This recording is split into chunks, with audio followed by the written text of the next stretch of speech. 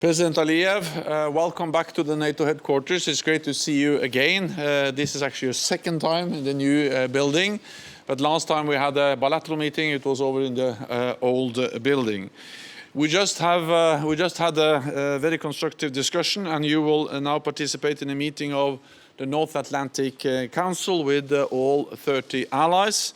This shows the importance of dialogue and mutual understanding in NATO's partnership with Azerbaijan. Our cooperation has been strong over many years. Today it covers many areas from capability development to energy security. NATO allies have also assisted you with the destruction of redundant mines and ammunition from the former Soviet army. We discussed today what more we could do together. Azerbaijan made important contributions to our former mission in Afghanistan. And Azeri forces played an important role providing security at Kabul airport during this summer evacuation. NATO allies managed to airlift more than 120,000 people to safety in a matter of days. So thank you for all your efforts and your support. Security and stability in the South Caucasus is important for all of us. To ensure a peaceful future for all people, we support the normalization of relations between Azerbaijan and Armenia, which are both valued partners to NATO. President Aliyev, let me thank you once again for coming to NATO headquarters. I look forward to continuing our work to further deepen the cooperation between NATO and Azerbaijan. So please, welcome once again. Thank you very much, Mr. Secretary General. Thank you, first of all, for invitation. It's a big honor to visit NATO headquarters again. We discussed already, it's my second time in this building, but the seventh time I'm visiting NATO headquarters. And this all actually shows the dynamism of our cooperation. Thank you for your words about our contribution to the Resolute Support Mission. Azerbaijan proved to be a reliable partner of NATO. We started our peacekeeping duties in Afghanistan in 2002 and ended in the end of August this year, and Azerbaijan military servicemen were among the last military servicemen of coalition forces who left Afghanistan. And of course, it's a great experience of working together. Today, we also discussed our future plans of cooperation. Azerbaijan participates in NATO's military training. At the same time, with one of the active and leading NATO members, Turkey, we had 7 joint military trainings only this year. And this actually is serving the cause of peace and stability in the region. We discussed with Mr. Secretary General the post-war situation in the Southern Caucasus. Azerbaijan is committed to peace, to stability and predictability, and our efforts are aimed at the minimization of risks of any new war in the region. For that purpose, the best way is to open communications, to establish active dialogue, and to learn to be neighbors again. Our policy is very open and straightforward, and I hope that if there is a goodwill from Armenian side, we can start, as we proposed, working on a peace agreement between two countries and to put an end to hostility. Also, with Mr. Secretary General, we discussed energy security issues in the region. I informed Mr. Secretary General that today Azerbaijan is a reliable supplier of natural gas to 4 NATO members, and I'm sure that in the coming years the number of them may grow. It's also important for regional stability, security, because energy security already is part of national security of the countries. In general, we are very glad of having this high level of interaction with NATO, and we are very glad that NATO appreciates our efforts, and we agreed today to continue joint efforts for the benefit of the region and the security in the world. So thank you very much for invitation once again. Okay, I see Radio Free Europe. Rika Josvia, Radio Free Europe. Questions for both of you, starting with Mr. Aliyev. Mr. Aliyev, you mentioned relations with Armenia, and one of the issues is the Sangasur corridor.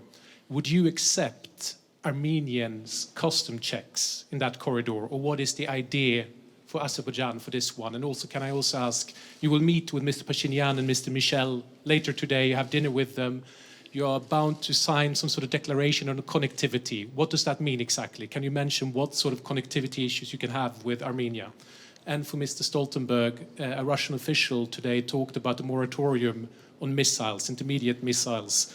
Do you see this, is this some sort of olive branch, or do you think it would be better to perhaps go back to the INF Treaty that Russia walked away from? Thank you. On the Zangezur corridor, I'd like to say that the proposal of opening of this part of communication in the region is reflected in trilateral declaration signed on November 10 last year by President of Russia, Prime Minister of Armenia, and myself.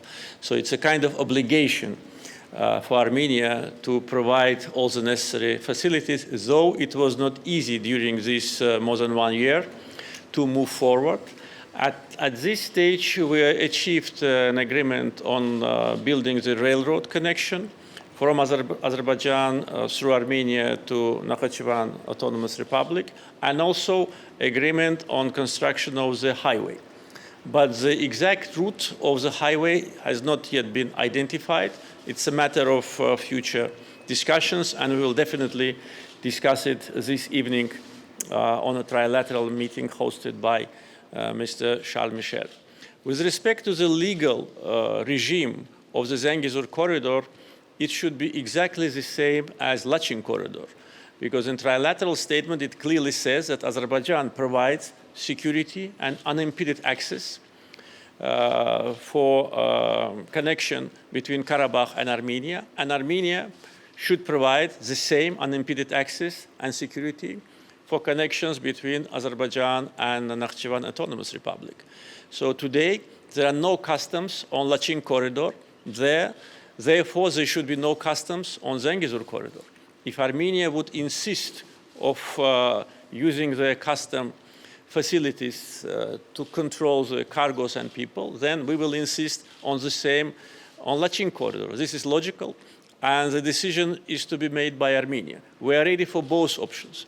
Either no customs on both, or both customs on the two.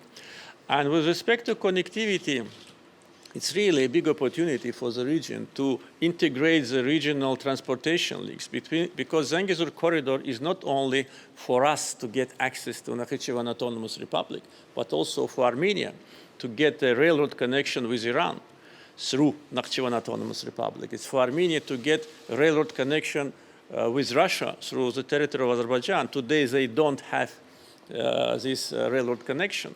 So it really will create a special positive atmosphere in the region and a win-win situation for everyone. Therefore, I think that the evaluation of these opportunities is very important, the proper evaluation, important in order to plan our peaceful future.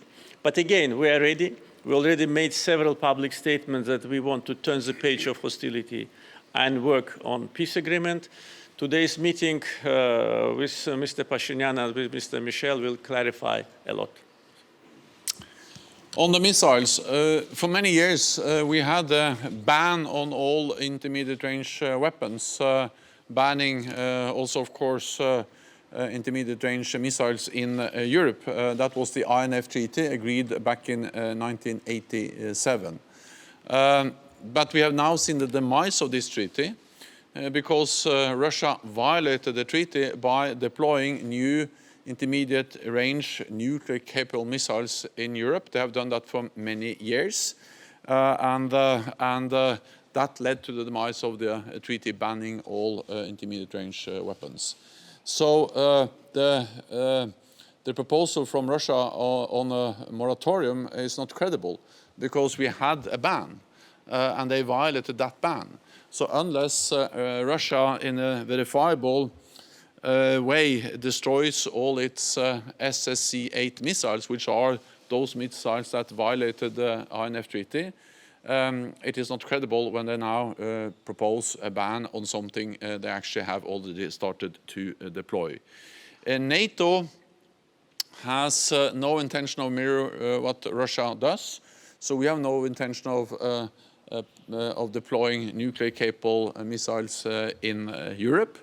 we continue to stand ready to engage in dialogue with Russia, and we believe we need arms control. We need to engage in arms control to prevent a new arms race. But this particular proposal of a moratorium is not credible because actually Russia needs to prove that they destroy those weapons that actually destroyed the agreement that banned all kinds of intermediate range weapons in Europe. Okay, we have time for a second and last question. Azeri News Agency. My name is Vogar Seyidov, and I am from Azerbaijan State Information Agency. And my question is to Mr. Stoltenberg. After the victory in the Second Karabakh War, Azerbaijan, as a winner country, has repeatedly suggested to Armenia to work on a peace agreement on the basis of recognition of territorial integrity and sovereignty. But unfortunately, Armenia, to this date, has avoided this goal. Now my question is, given the developing relations between Armenia and NATO, what role can NATO play in persuading Armenia to sign the peace agreement with Azerbaijan? Thank you.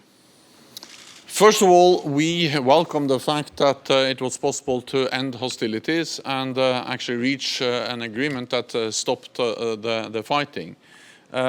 Second, we strongly believe that it is important to continue to normalize the relationship between Azerbaijan and Armenia, and NATO support the efforts towards normalization and dialogue between Azerbaijan and Armenia. And the President and I discussed actually these issues in detail during our meeting today, and I also welcome the fact that there will be a trilateral meeting later on today, and that highlights that dialogue is going on, normalization is moving in the right direction, and the important thing is to avoid actions that could result in resumption of violence, and unresolved issues should be settled by diplomatic means.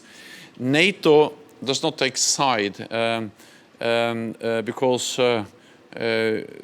we have Azerbaijan as a valued partner, but also Armenia is a valued partner of NATO. So we support the diplomatic efforts, we support the trilateral efforts, and we strongly support the normalization between Armenia and Azerbaijan.